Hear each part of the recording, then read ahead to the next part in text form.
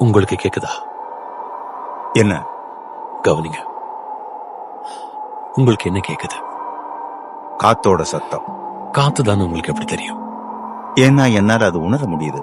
அதோட ஒலியை நான் கேட்கிறேன். அது எங்க இருந்து வருதுன்னு தெரியுமா? தெரியாது.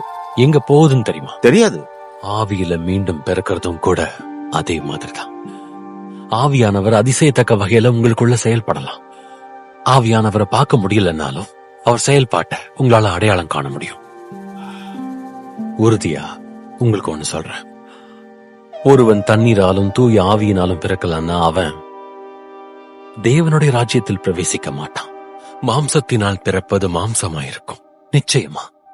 அதே நேரம் ஆவியினால் பிறப்பது நிச்சயம் ஆவியாயிருக்கும். உங்க உள்ளம், அதாவது உங்க ஆத்மா புதிய வாழ்க்கைக்கு மறுபிறவி எடுக்க வேண்டும்.